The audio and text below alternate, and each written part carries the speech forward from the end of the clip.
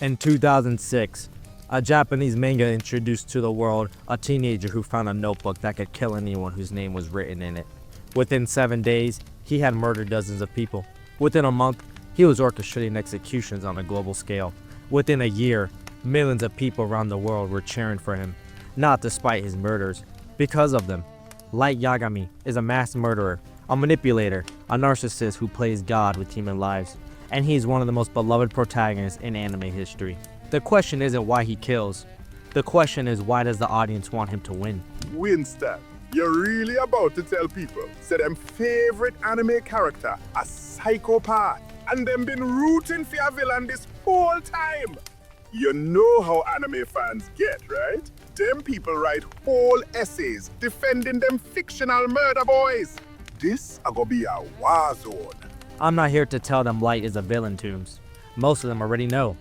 I'm here to examine why knowing he's a villain doesn't make them want him to lose. Why his defeats feel tragic rather than satisfying. Why they experience his God complex as aspirational rather than horrifying. Oh, that's considerably worse, you know. See, people don't mind if you call them favorite character evil, but tell them say them relate to the evil? No, you are fight. Good, then let's begin. Good evening. My name is Winston Eves, and today from my library we are examining Light Yagami and the Death Note. Light is 17 years old when he finds the Death Note. He's a genius, top of his class, athletically gifted, and conventionally attractive. Very popular. He has everything a person could want, and he's bored. Profoundly, existentially bored, because he's smart enough to see that the world is broken, that systems don't work, that criminals go unpunished while good people suffer, and that no one with the power to fix it cares enough to try. And then he finds a notebook that gives him the power to kill anyone, anywhere, just by writing their name. No consequences, no evidence. Perfect divine retribution. And within 5 pages of the manga, he's made his decision. He will use his power to cleanse the world of evil, and he will become a god. And audiences love him for it, not despite the megalomania, because of it. Because Light offers something very specific. He's what you'd be if you were smart enough and had the power. He's the fantasy of competence meeting opportunity. The fantasy of being able to do something about the problems everyone complains about, but no one solves. But Winston, the man a kill people. Hundreds of people. Thousands eventually. Him not just a take out serial killers and terrorists. Him a murder anybody we get in him way. FBI agents, police officers, people we just a do them job. Him kill him own followers when them start get inconvenient. Him manipulate women, use him own family, and by the end, him a orchestrate wars to maintain him power. This not justice, this a tyranny with good PR. That is correct, and the audience knows this. Death Note isn't hide Light's villainy. The narrative makes it explicit, and yet polls, fan discussions, and viewer engagement data consistently show that a significant portion of the audience, often the majority, roots for Light, wants him to win, experiences his loss as tragic. This isn't a case of audiences misunderstanding the story. This is audiences understanding the story perfectly and choosing the villain anyway. Which raises the question, what is Light giving them that a heroic characters won't? The answer is agency. Light Yagami has agency in a world that typically denies it. He sees a problem and he solves it. Immediately, decisively, without committee meetings, without bureaucracy, without compromise. A criminal exists, Light writes their name. The criminal dies, problem solved. But for audiences living in democracies where they feel powerless, where voting doesn't seem to change anything, where justice systems fail, where the rich and powerful operate with impunity, Light's efficiency is intoxicating. He doesn't need permission. He doesn't need consensus. He doesn't need to prove beyond reasonable doubt. He knows someone is guilty and he acts. And in that action, there's a dark satisfaction. This is the first layer of Light's appeal. He fulfills the authoritarian fantasy without the audiences having to admit they have authoritarian fantasies. They are not rooting for a dictator. They are rooting for justice. They're not celebrating unchecked power. They're celebrating someone finally doing something. The framing makes it palatable, but the underlying desire is the same. The world would be better if someone smart enough, someone moral enough, had absolute power and used it. And Light convinces them that he is that person. Light Yagami is a master manipulator, and his greatest trick isn't fooling L or the task force, it's fooling the audience into believing his manipulation is intelligence rather than sociopathy. Because Light is undeniably smart. His plans are elaborate, multi-layered, often brilliant.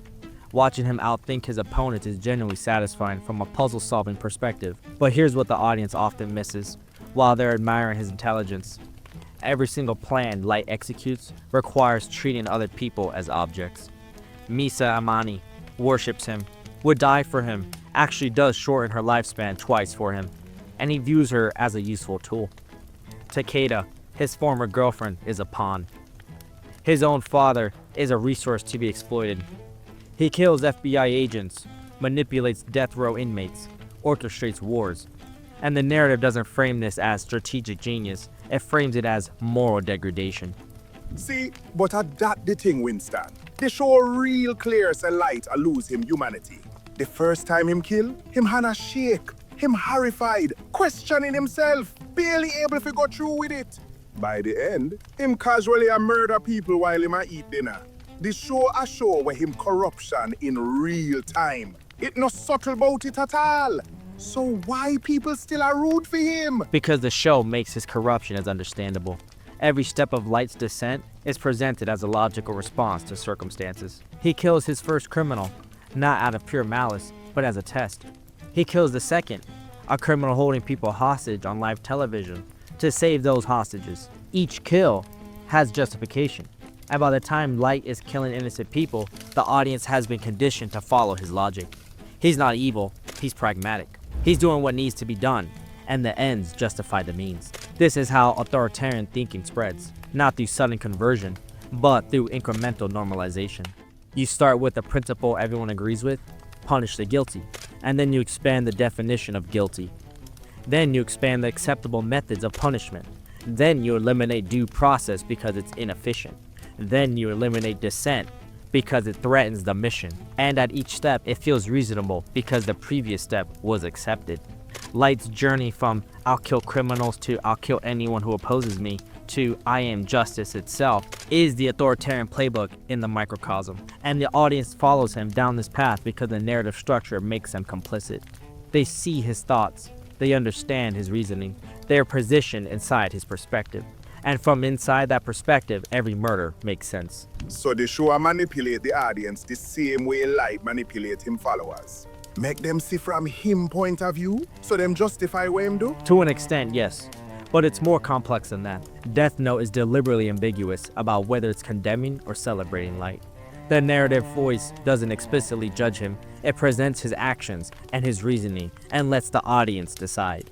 And what's fascinating is how many people decide the mass murder is acceptable if the murderer is intelligent and attractive and really believes he's doing the right thing. Watch how fans discuss Light. They create elaborate moral frameworks to defend him. He only kills criminals. Not true. He kills investigators, competitors, innocent people who get in the way. He creates a better world. He's creating a world where everyone lives in fear of an invisible God who might kill them if they step out of line. That's not a utopia. It's a surveillance state, totalitarianism. He's fighting a corrupt system. He's not fighting the system. He's replacing it with something worse. But these defenses persist because audiences need them to persist. Because they've invested in Light. They've rooted for him, and admitting he's irredeemable means admitting they rooted for the wrong person. At the sunk cost fallacy in it. Them spend so much time on Light side that switching side feel like them losing. So them just reframe mass murder as complex moral philosophy and keep it going. Exactly. And the show facilitates this by giving Light a worthy opponent in L. Because once L enters the story, it stops being about whether Light's actions are justified and starts being about who wins the intellectual battle. The moral question is sublimated into the strategic question. Is Light smart enough to outwit L? And that's a much more comfortable question to engage with than, should I be rooting for a mass murderer? L is positioned as Light's equal, equally intelligent, equally obsessive, equally willing to bend the rules. And this creates a false equivalence. The audience starts thinking of them as two sides of the same coin. the detective and the killer, order and chaos. But they're not equivalent. L is trying to stop a mass murderer. Light is the mass murderer. These are not morally equivalent positions, but the narrative's framing makes them feel equivalent, and the audiences treat their conflict as a sports match rather than a moral crisis. And when L dies, when Light wins that battle, audiences often report feeling devastated. Not because justice has failed, because their favorite player lost. The show has successfully gamified mass murder. Here's what makes Light Yagami psychologically fascinating. He's not aspirational because he's good. He's aspirational because he's powerful. Specifically, he has power without accountability. He can act on his own judgments without consequence. He can reshape the world according to his vision without having to convince anyone else his vision is correct. And for audiences who feel powerless in their own lives, this is intoxicating. The average person has opinions about what's wrong with the world. They see injustice, corruption, inefficiency. They know what should be done, but they can't do it. They don't have the power. They don't have the platform. They don't have the ability to make their vision reality. So they're forced to live in a world they believe is broken, and watching it stay broken, knowing no one in power will fix it. And then they watch Light Yagami, who has the power, who does fix it, or at least who tries, and who never has to justify his actions to anyone except himself. So Light a wish fulfillment for people who feel like them know better than everybody else, but nobody listen to them. That's not exactly a flattering diagnosis, Winston. You are say Light fans got them own God complex? Not God complexes necessarily, but a very specific psychological profile. High intelligence, or perception of high intelligence, combined with low efficacy. People who believe they understand problems better than that of people in charge, but who lack the power or platform to do anything about it. Light represents what they wish they could be. Smart enough to see the problems, powerful enough to fix them, and free from the social constraints that currently prevent them from acting. And look at how fans engage with the central question of the series. What would you do with a death note? The most common answer isn't, I'd destroy it, or I wouldn't use it.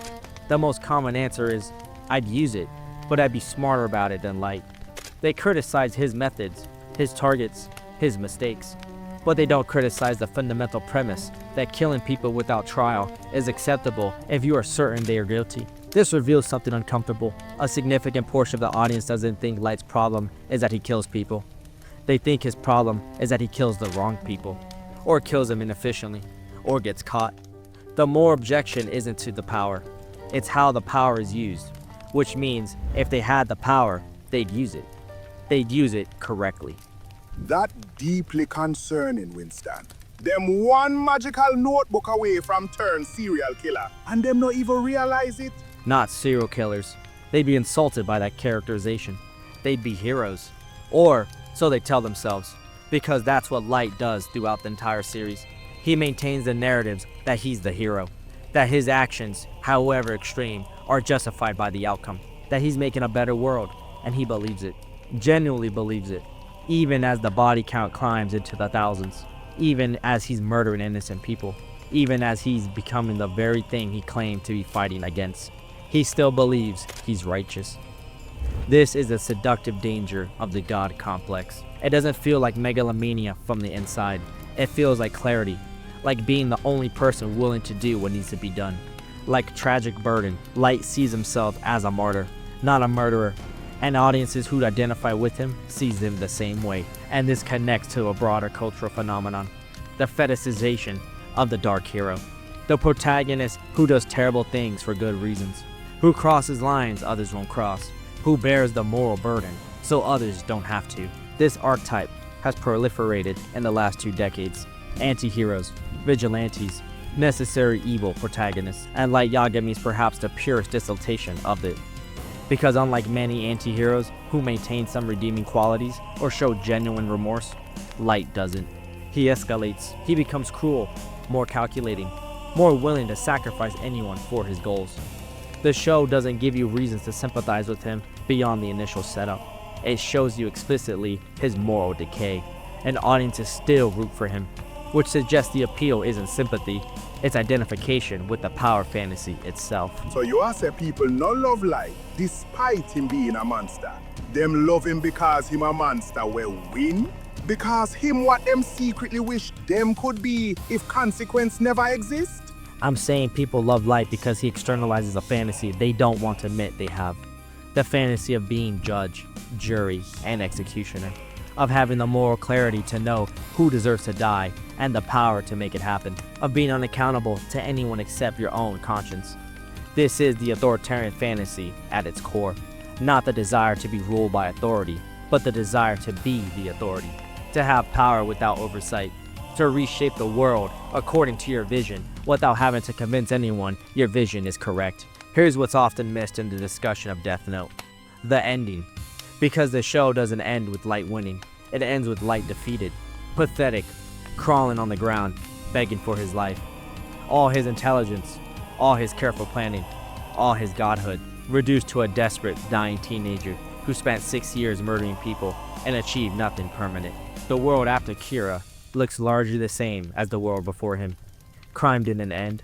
Evil didn't disappear. Light's utopia lasted only as long as the fear of being killed, and once he was gone, so was his impact. The show's final message is unambiguous. Light failed. Not tactically, though he did fail tactically, but philosophically. His entire project was predicated on the belief that fear of death would create a better world, and it didn't. It created a world where people live in terror, where injustice continued, but people were too afraid to speak. Where Light himself became the greatest evil in the world he claimed to be purifying. So this show us say absolute power corrupt absolutely. Vigilante justice no work. Playing God inherently destructive. Are the traditional moral lessons about your authoritarianism fail? But people self-light. How that, Carl Winston? Because people remember the middle more than the end. They remember Light's victories more than his defeat. They remember the satisfaction of watching criminals die more than the horror of watching Light murder innocent people. They remember feeling powerful more than the lesson about why that power was dangerous. Human psychology privileges emotional peaks over narrative resolution. And Light's emotional peaks, his clever schemes, his narrow escapes, his intellectual victories, are more memorable than his pathetic death. I don't think it was accidental. I think the show knew exactly what it was doing. It presented the authoritarian fantasy in its most seductive form. Intelligent, attractive, superficially moral. And let audiences indulge in it for 37-minute episodes. And then show them where that fantasy leads. To isolation, paranoia, moral decay, and ultimately meaningless death. The show did its job. The audiences chose not to learn the lesson. So here's my question worth considering to the audience, and I would prefer the answer to be honest. If you found the Death Note tomorrow, if you had the power to kill anyone anywhere just by writing their name, would you destroy it? Or would you write one name? Just one. Someone who deserves it. Someone whose death would make the world better. And once you wrote that first name, would you stop? Light Yagami thought he stopped. He thought he'd only kill the worst criminals. He thought he could use absolute power without being corrupted by it. And he was wrong. Would you be? But these are just my observations.